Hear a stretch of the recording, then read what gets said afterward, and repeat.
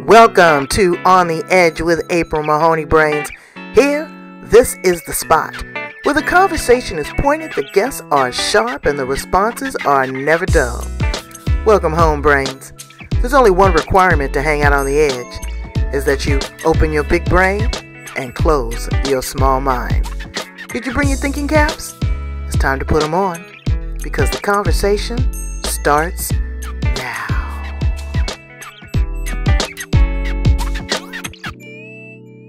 Welcome to On the Edge with April Mahoney Brains. Here, this is the spot. The place where the conversation is pointed, the guests are sharp, and the responses are never dull. We're back in the land down under. We are back in Australia with spa owner Louise Lugg. She just jumped out of an airplane, Brains. And look how she looks, stunning. We should all jump out of an airplane. She is an amazing woman. She has traveled around the world teaching beauty from the inside out. She has some special modalities. She's an author. Oh, she's just so full of everything and full of love and a beautiful smile. So let's welcome her here on the edge. How are you, Louise? Hi, April, and hello, Brains. I feel very, look at that. She's with it.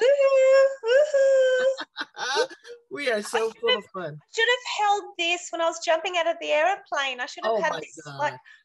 Well, let me tell you something that was funny. My son was in Perth, and he was in a coffee shop. And what was on the wall? Really? Do you know what's interesting? I'm going to Perth on Friday. Wow. Maybe I need to take my sign with me. Take your sign and put it up on there. He said, Mom, I can't believe it. He said, you are all over the world. Well, and I'll stick, when I'm in the airplane, I'll stick it on the window like this. Oh my goodness. Let's hope it doesn't draw any geese. Maybe I could wear it as an accessory in my dress like that or something. What do you think? I just walk around Perth with April on my chest. You're sweet. But I'm in your heart and you're in my heart. Tell my brains a little bit about you and your experience in the world of beauty and healing. Well, first of all, I suppose my first thing I like to say to everybody is that my first love is my family.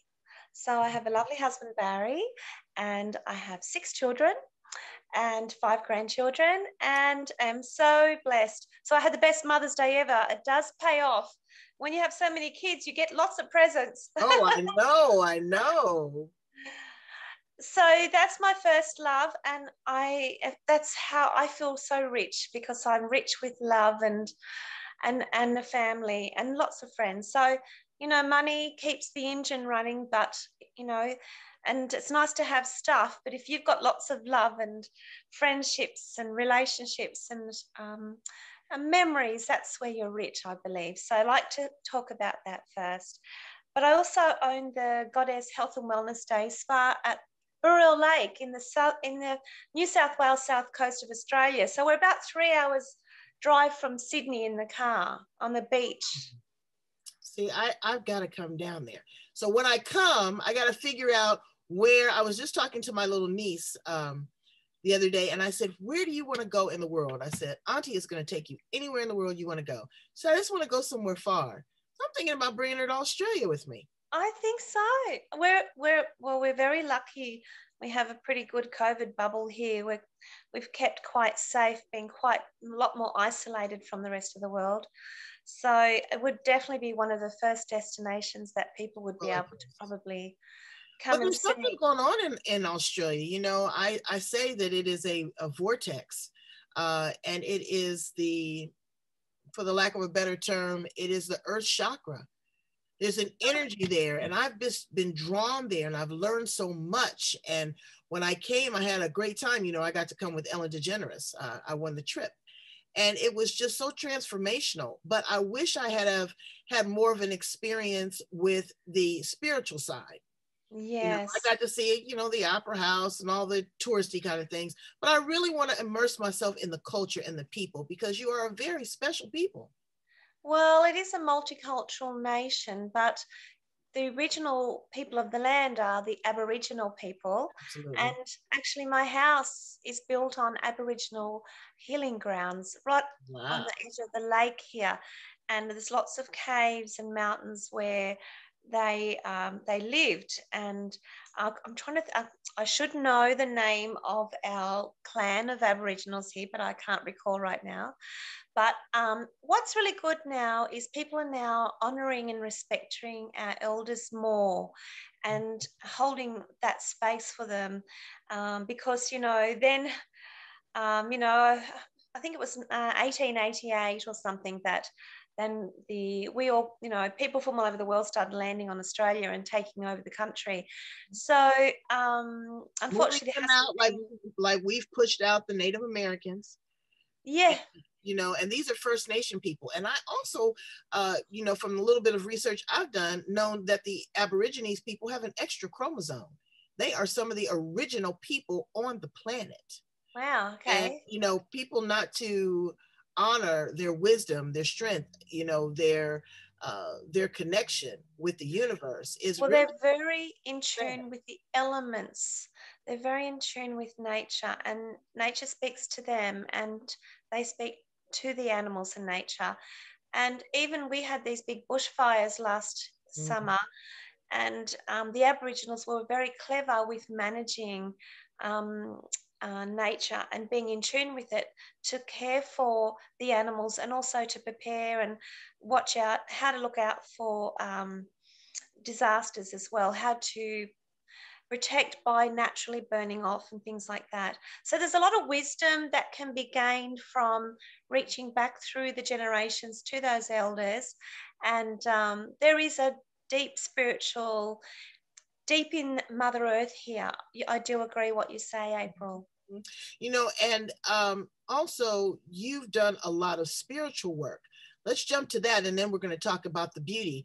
But you've traveled around the world, and I'm sure that you have run across all types of spiritual energies, teachings, products. Tell me a little bit about your travel and a little bit about the work that you do in shamanic healing. Well, I think, first of all, I feel very blessed to have the opportunity, well, up until COVID, to get the chance to travel the world to teach what I love. But yes, I love teaching. It's so empowering. But starting even from that check-in line, or that taxi driver or Uber driver who's taking me to the luxury hotel, or the person who's my butler, or, you know, it's all about the people that you meet along the way. And it's not just the big celebrities. It's, you know, the people you meet in an elevator. Do you know what I'm saying? So if you do put that phone down for 5 seconds and stop being on the screen and actually engage with people, take the time to say hello. I did a thing when I was in Melbourne once. I had to take lots of Ubers, and I made a mindful decision not to look at my phone, and I would actually speak to the man driving the car and ask about his life and have a chat. And I think that we have to remind ourselves to keep connecting with people and stop being distracted on our screens as much. Exactly. Well, and you know what? I've never taken an Uber or a Lyft, ever. What? I know. I have not. I don't know what it is. I don't really kind of feel comfortable with it, but I've never done it. But when I do it, I will be sure to engage with my driver. It is nice and ask a lot of questions. Because they're people too. I remember one man, usually they're from another country, and that's their job, is driving people around. And I remember having a conversation with one man, and he was talking about his young children, and they're not sleeping well, and they're sleeping in the bedroom with the parents. And I was like, oh no, you shouldn't do that. That's not good for your marriage. And I gave him this big lecture, you know, from one mother to a father, and gave him all this advice. And absolutely. So, no, you make sure you do that. And exactly. You got to pay attention, and you pay attention. You pay great detail with your clients in your spa. How did you get into the beauty business? I got into well, I think when I left school, when I was 16, I got a job in the local pharmacy, the local chemist, and I became the cosmetic girl. Wow. And so I was selling, Elizabeth Arden and Lancome and Helena Rubinstein. So I was holding skincare and makeup nights at a very young age in the pharmacy, and I found that I really enjoyed that and I loved that. And I was really good at selling people stuff. Well, you know what? Everything is a sales job, and people kind of, frown on salespeople, but you're selling your charm, you're selling your expertise, you're selling your Yeah. wisdom, you're touching, you're connecting with people, you're making someone feel beautiful. Yeah, and you know what I say to my staff, because I do a lot of training with my staff here. I say, don't you sell anything ever. You just show people something you love yourself. Mm-hmm. You just show them that. You don't sell it to them. And you show them and tell them how that will benefit them. But you must only sell things that you love, that you aligned with your passions. Mm-hmm. There's such a exchange of energy when you are in the beauty business. Now you have a full on full service spa. You do everything, I'm sure, from facials to manicures to massage to aromatherapy. Yes. What do you pour into your employees to pour into their clients? Well, that's interesting. Tomorrow I'm having a training day for half a day to teach them Parabiang, which is the ancient Indian leg and foot massage. You would love it. From your toe to your knee, 1 whole hour is spent there. It's divine. Oh. But it's a good example would be Saturday, the day before Mother's Day. We had a huge day in the day spa. I had my whole team on. And the first group was a group of 11 mums and grandmothers and daughters. And the oldest lady, she was 80 and she looked fabulous. And they had a whole group booking and all treatments and spa, sauna, lunch and cheese plates. But yes, we are delivering the beautiful treatments that are full of rituals and protocols, and it's actually all in the detail. It's the little extra things that you do, that care and nurturing, that personable. We are therapists, and making them feel welcome and safe, and even to the point of not giving them a paper underwear, giving them really comfortable underwear and gowns that fit the time they walk in the door, and that being really friendly and welcoming and guiding people and making sure that you understand very quickly what they need and making them feel comfortable and connecting them with really, my therapists all have their hands and the heart, love their jobs. And I think when you're having a massage, you can tell when someone loves what they do, April. Right. You can. It's the exchange of energy. Oh, I was going to be a massage therapist once upon a time, but honestly, I just didn't want to make that investment because it is a big investment. And clearing yourself. How do you clear yourself and have your employees clear themselves? Because you are a conduit. You are that vessel. That's such a good topic, because a lot of therapists totally forget about that they're not just working physically with people, but they're working energetically. This is only one layer. We have 6 koshas, or 6 energetic layers of our body. And when you're a therapist, you are touching people, you're working closely with them every day, and different people coming in and out of your life every day. And we all have different emotions, physically, emotionally, spiritually, mentally. We all carry around different things.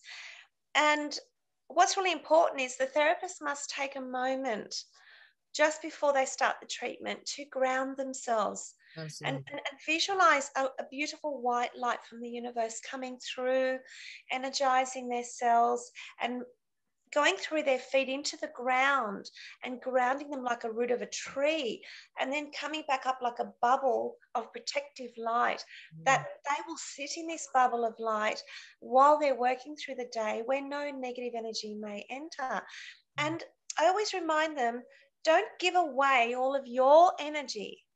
I Right. always say from God through me to you, like the extension cord, you know that you need the extension cord. Right. Let it pass through you, but don't give away, don't deplete yourself, but don't also take on people's stuff. Don't take on people's energy. But with that, you're still being compassionate and caring, but you don't absorb it. So mindfulness meditations, we have a beautiful aura protection mist from Subtle Energies, which I've put one in the mail for you. I can't wait. It has Tulsi, the holy basil, which is wonderful for the third eye and for clarity and decision making and good focus.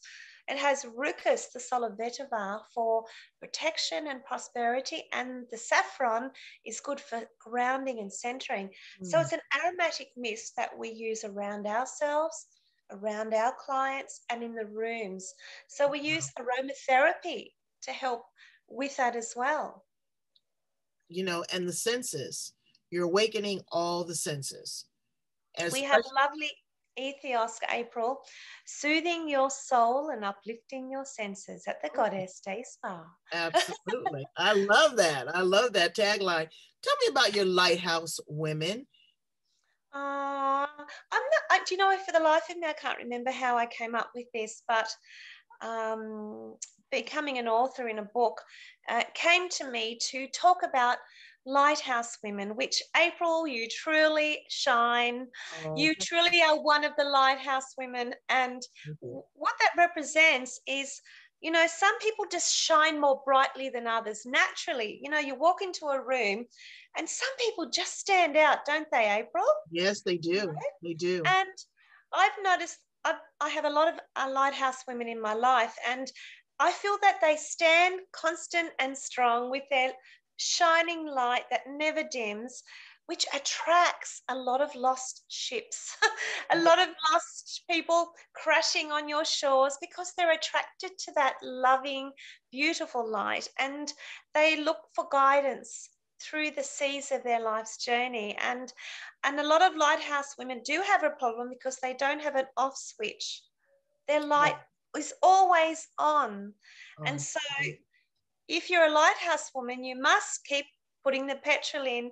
You must look after yourself so that you can keep shining. And I have to say, I had a handful of lighthouse women, Kirian Withers, the spa guru, and Farida Irani from Subtle Energies, and Rochelle Reeve from Water Lily, to name a couple, who saw me and shone their light on me. And I didn't see me, but they saw me and they lifted me up and guided me and educated me to become, I now feel like I'm a lighthouse woman to now get to shine my light. You are. And you know, a lighthouse shines light on the darkest seas. Yes. You really do that. I'm fascinated with lighthouses. When we go on vacation or wherever, I always see one. My husband is a former sailor. So it's romantic to hear the stories about the lighthouses that he sees, you know, when he was traveling across the ocean. So it's really, really powerful. And I think that that's a beautiful metaphor. Thank you. I really like it. And when I sign my book, I always write, keep shining brightly like a lighthouse. Wow. Where is the book? I want to see it. I am so excited for you. You are a published author. Tell us a little bit about the book and let us see it. Cool. Well, here it comes. Isn't it pretty? It is pretty. Pretty in pink. Yeah, so it's called Back Yourself. And as you can see, we won 4 best #1s on Amazon. And it also went into the show bags for the Golden Globe Awards to the winners of the Oscars. Oh, wow. Pretty cool. That is pretty cool. Tell me a little bit about your contribution to the book. So first of all, how the book started was that we have a collective of women in Australia called the Oz Mumpreneur, which is the Australian Mums in Business. And it's a nationwide collective of women who are just like me and you, we're just mums, we're just people. And we've shared our journeys in business, and not just about winning and being successful, it's about the mistakes we've made, the power is in the journey and how we got there. So there's 27 women who wrote a chapter each April, and we all get to share our best tips, inspiration and stories of our journey to become successful businesswomen. So it's a conversation, really. And that's so important to have that conversation and to share wisdom with one another. You know, women sometimes can be like crabs in a barrel. They do. They suppress you. They hold you down.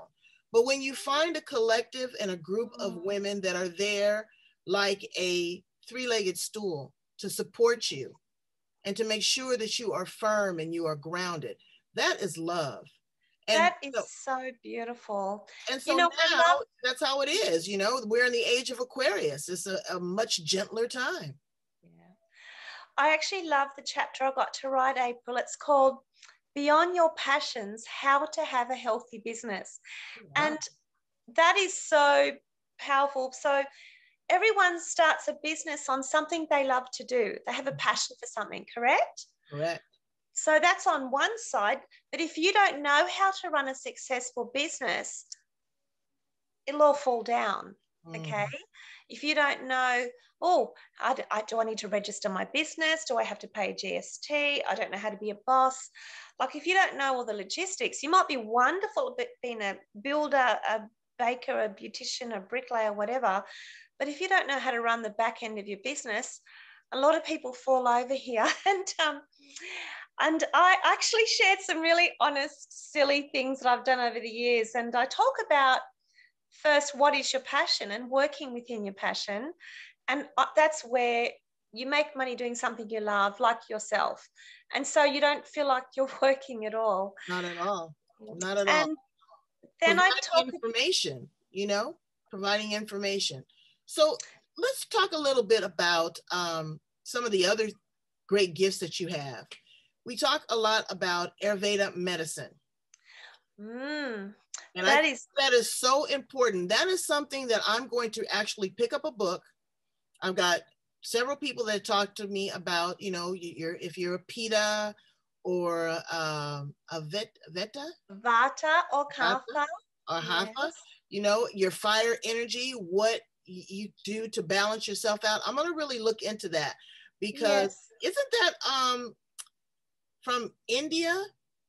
Yes, so a little overview. So I actually was very privileged to do a 5-year diploma of Ayurveda aromatherapy with lovely Farida Arani from Subtle Energies, which is an award-winning natural skincare line from Australia. And they're the company that I actually teach for internationally. Now, the 5-year diploma was amazing, and Farida sprinkles so much testimonies and stories and love into her teaching. And I love that I get to use the knowledge that she has given. But in a nutshell, April, Ayurveda, when you cut it into two, means life science or knowledge of life. Ayurveda stems back to over 40,000 years ago in the Eastern world. 5,000 years in written text, but 40,000 in oral teachings. And what's interesting, April, is that the world then was in much disorder and disarray as it is today. All the elements were disturbed, everything was out of whack, and people weren't respecting the planet or themselves. So the big yogis, gurus and rishis went to the Himalayan mountains and had a conference. And they realized that they needed to give people tools of life, knowledge of life. And so they gave them the understanding of herbs. They gave them the understanding of nutrition, aromatics, exercise, meditation, yoga, understanding mother care, child care. It's a whole gamut of tools to understand how to take care of themselves. And how they got them to take it on was through culture and religion. Okay. And what they understood, April, was that people are unique. I could never be you and you could never be me. We all have a genetic blueprint called our Prakriti. Mm. But what we look at as therapists today is your Vikruti, which is your presenting condition today, because it depends on where you live in the world, what your lifestyle looks like, what you're eating, what you're doing. Are you moving? Are you sitting? Your constitution will change because of where you are and who you are. So it's all based on what we call dinicharya, which is daily routine. And this information, even though it goes back to 40,000 years ago, is as relevant today as it was then. Look at our world. It's out of whack. The elements disturbed. We don't have regular seasons. We have lots of disasters. Look at where we are now. The world is, and the people, no one has security. Everyone's feeling very vata, which is the wind throwing here and there, and there's no stability, there's no control, we don't know what's going on. So we're noticing that people are looking back through the wellness and looking for tools of life. Okay, they're looking for knowledge of life. They're looking, let's go back to nature, aren't they? Right? So how we make it relevant to each person, make it personal, is we look at your constitution based on those 5 elements of air, ether, which is space, fire, water, and earth. And each of us have so much of all of those things in us, okay? And what they did is they brought the 5 elements into 3 doshas or body types, which you mentioned before. So vata is a mix of air and space. Pitta is fire and water, and Kapha is earth and water. And in a nutshell, looking at that, how does air feel? Is it heavy or light? Okay. It's light, isn't it? Right. Yes. Yeah. And is it cold or warm, the air? Naturally cold. You think it's naturally cold? Yeah. Well, it depends where you are, I suppose. But I'm in California, so it's always warm. Okay. Well, air's normally light, cold and dry, isn't it? And space feels like nothing. But if we don't have space between the planets or the space between ourselves, everything will crash. So we need space. But it doesn't feel like anything, does it? No. And so that dosha of vata is dry, cold, and airy, and governs movement and gases. Okay. But then the pitta, the fires, that's the water element. So you think of our bodies, our fires of our mind, the fires of our digestive, our endocrine system, okay? And our passion, desire, intelligence is our fire. And the water element, that's like us always wanting to give everyone a big hug. That's our nurturing side, our water element. And then the Kapha, the earth element, that's control and stability and grounding, isn't it? Yes. You think of that. But we notice people who are high fire energy, high pitta, tend to throw acid. A lot of uric acid and inflammation disorders can easily happen for them. And people who are Kapha, who are earth and water, they're slow and sluggish and tend to build up a lot of fluids in their body and become like bloated and have a lot of excess sweat and toxins stuck in their body because they're not sweating and moving, are they? So ideally, we need all 3 doshas. We need all of the elements in quite a nice balance to be happy and well. So what happens if we ignore what our body's telling us? We get an accumulation of one of our doshas. So too much heat, right? Too much acid. What's going to happen? Acid reflux. You're going to have fiery mind and personality, and you're going to have digestive fires. You could have skin fires. Each of these doshas can go out of whack if there's either too much or not enough. And a lot of people say to us, April, how do we correct our doshas? How do we get the balance? But it's not a prescription from a pharmacy. It's through your daily routine. Are we putting the right petrol in the car, in our mouth? For, let's say, you're high pitta or high fire energy. Do we need heaty foods inside? No. We need more alkaline cooling foods in there. And we need to make sure we water our car. We put lots of water and oils, quality oils. Absolutely. And we need to make sure, you know, are we driving our cars around? Are we sitting in the shed? Are we moving every day? Are we sleeping? A lot of people these days have bad sleep, don't they? I attest to it. I nap. I do. You know, I schedule a nap every day, but that nap should be a nap. It shouldn't be a full-on 2.5 hours. I love it though. You're not a baby anymore. I go all in, you know, but again, sleep is so important because what I have found, again, is my circadian rhythm is off and I am not allowing myself enough time to fast in between meals. You know, if you go 12 hours and you put food in, you should allow your body the other 12 hours to digest and get it through. And look at it. I know I was on a cruise one time and it was a crew from Bollywood. And we didn't know that, you know, the menu was going to be vegetarian because they don't eat meat.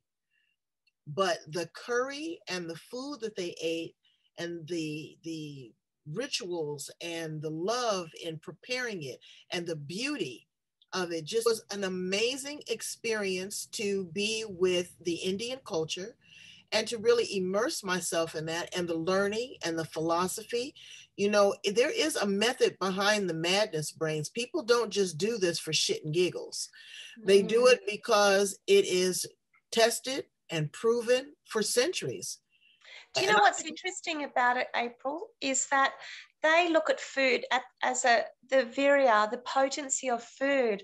We don't look at that from the Western world, but they look at when you put like a lemon into your body, it goes in sour, but it comes out sweet and cooling on a heaty body. So they eat with mindfulness according to their body type. Do we do that? Or do we just eat because we love to eat that pizza? We just gorge. And how we eat. We were invited, my daughter and myself, to a meal, a mindful meditation. I think we sat at the table an hour and a half. But there was a process in how we ate, how many times we chewed, we let the food digest in the body, and it, you know, we chewed our food almost till it was liquefied. Well, do you know, saying that, Ayurveda says, chew your water and drink your food. Wow. That's what you were being taught. And I learned it. You know, now do I practice it? Will I go back to it? Absolutely. But it was a discipline because there is a meditation in preparing the food, receiving it, and processing it. Food is an actual fuel. It is a gift. What did my stepfather used to say? He says, I eat to live. I don't live to eat. Wow, that's really cool. Yes. And I think the biggest problem, people, is putting the wrong petrol, or they're overloading their bodies. You know, I often have a little story to say to people. I say, are you cleaning out this car? Are you giving it a chance to get rid of the detoxification, right? Because constantly putting everything in there, it's a lot of work for the body. And I always say, imagine parking your car in the driveway on a sunny day and turning up the music really loud, opening all the doors of the car and getting the bin, and you're throwing all of the McDonald's and all the rubbish out of the car into the bin, right? Mm-hmm. Now, while you're pulling the rubbish out of the car, would you go around to the other side and throw some more rubbish in the other side at the same time? No. Woo! Thank you. So sometimes we need to give the body a rest. Stop putting so much rubbish in there and give it a chance.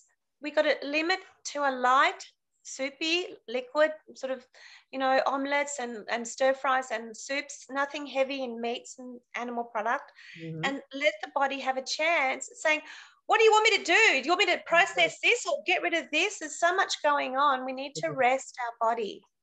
Well, speaking of resting my body, I don't know if you do this at your spa, but I have just scheduled my first colonic. And I'm girl. I'm excited. So I'm excited about it because there's years of things that are stuck to the walls of your intestines that have never been moved. And I have a good system. So you're taking your car to the garage to get it cleaned out. And getting an oil change. Yes, ma'am. Yes. Yes, ma'am. And it's so important to do that because people don't think about their oral hygiene. They don't go to the dentist. That is one of the leading causes of heart attacks is poor oral hygiene. Yes. And also the topicals that we put on our body. The lotions and the potions and the deodorants and the again the toothpaste and all of these different things, different cosmetics. Can you speak a little bit about that? Yes, 100%. And there's too many chemicals in and processed foods, and a lot of chemicals are in a lot of our products and home care. And two of the brands that I align myself with, as I said, is Subtle Energies and also Water Lily. So absolutely no chemicals or harsh synthetics of any sort. And when you use beautiful plant-based aromatherapy, because the plant has energetics too. Exactly. There's energetics of the plant. And if it's processed or created with the right intent, and then that energetic of the plant doesn't get destroyed in the process, and when the client gets to use it or we use it on the client, it goes through the pores into the bloodstream, into the body, and you have a natural synergy with a natural product that's made of those same elements of the universe. But as soon as you smell, really bad synthetic fragrant candle or something it really gives you a headache, doesn't it, April? Oh yeah, it's very toxic.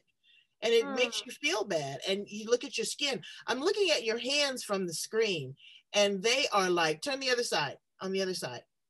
They are like velvet. They are like velvet. I'm getting a little bit older.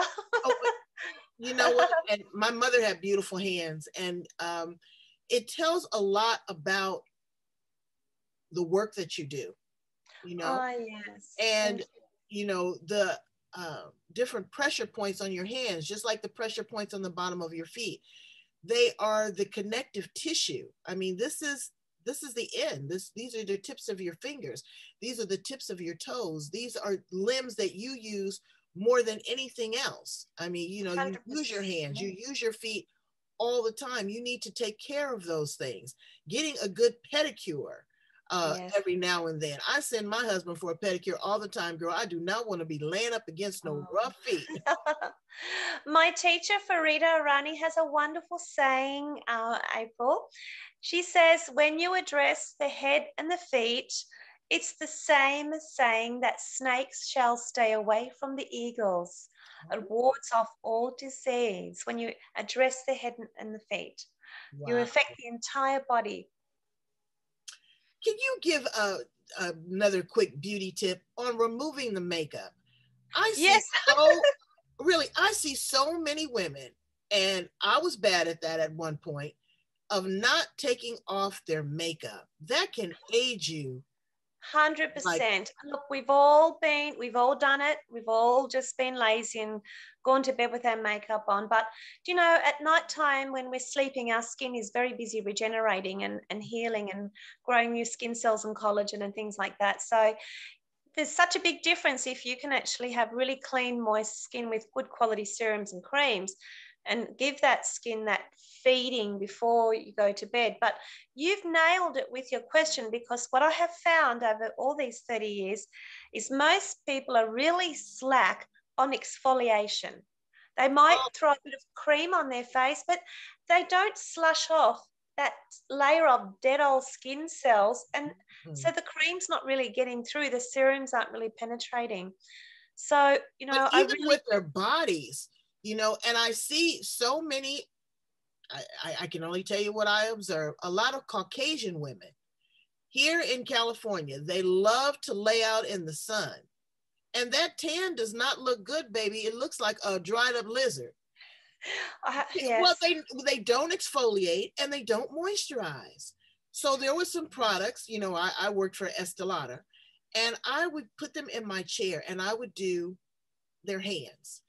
And honey, let me tell you, I would make You know, I'd have $1,000 days just Yes. by the exfoliation of the skin. It is, and exfoliating the lips with a little Vaseline and sugar. You have to get that dead skin off and then polish and renew the skin that's underneath. Definitely. You know, probably a good half of the facial, when we do our facials, our advanced facials, is getting rid of stuff. It's like, you know, you've got to get down through those layers, you know, and you think a lot of people are looking at microdermabrasion, they're looking at needling, they're looking at all the peels. There's so many forms of ways, because a lot of people do have a lot of scarring, and people want an even skin tone. People don't want wrinkles. People have a lot of skin concerns, and people want to feel like you've just peeled off a layer of their skin, right, and to expose the lovely, fresh new skin cells. So in our facials, we do a lot of these different things to help remove as much of the dead layer, and also to fibroblast, to stimulate. Fibroblast means we want to slightly damage the skin to force it to grow, to force the army of cells.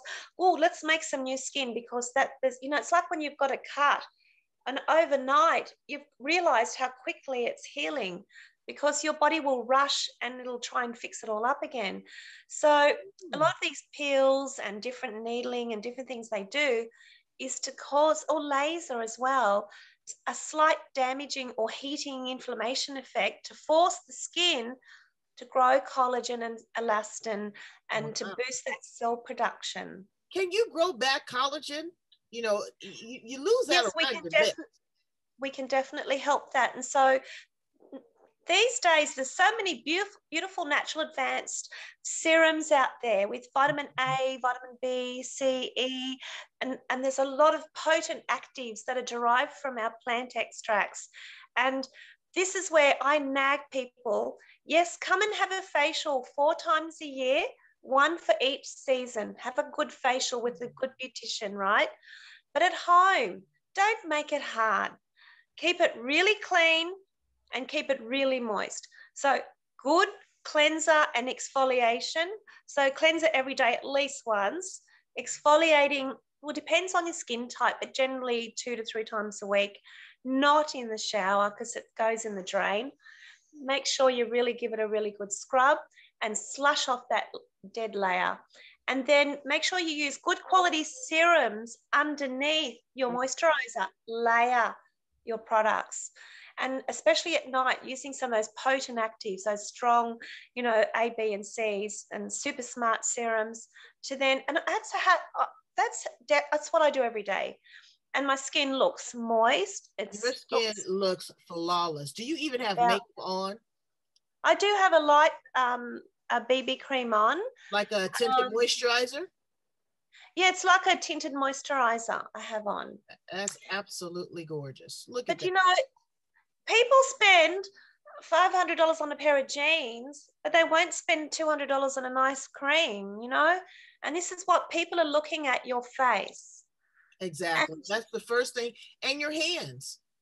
That's, you know, yes, what you extend is your hands. Absolutely. And people will shake my hand and they say, oh, your hands are so soft. Well, yeah, I put lotion on them. But moisturizing your body, I feel, is as valuable, if not more so, you know, as your face.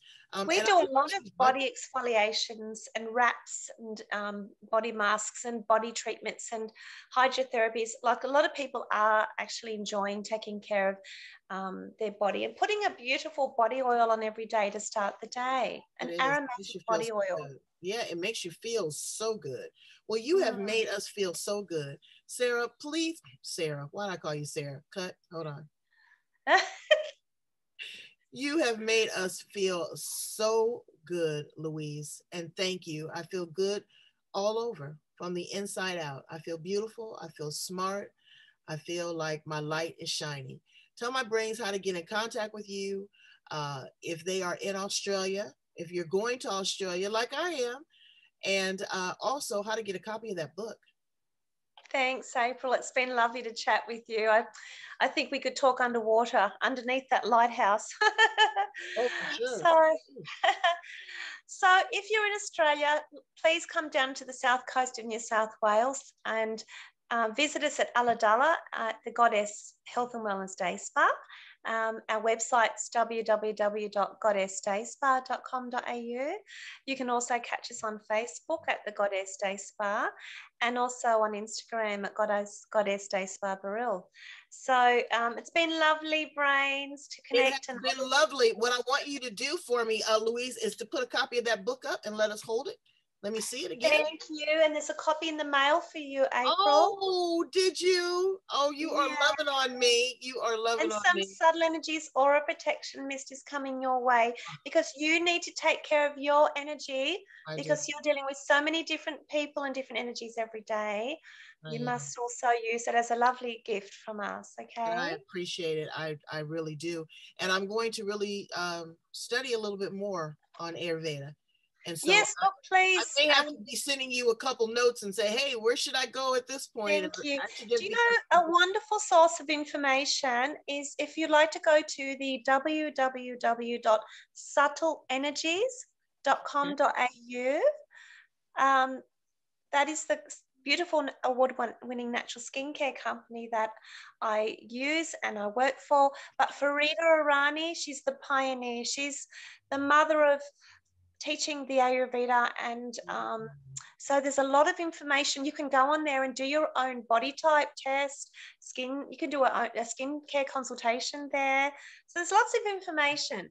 Well, I'm going to definitely check it out and report back. Thank you so much for being on the edge with me. I adore you. I do. It's been lovely. You please come and see me in Australia. I told you I'm bringing that niece, me and her. We're going to get our massage and everything. And I could just see you laying around our Egyptian spa. Oh my goodness. I'm excited. Cool. Thanks, April.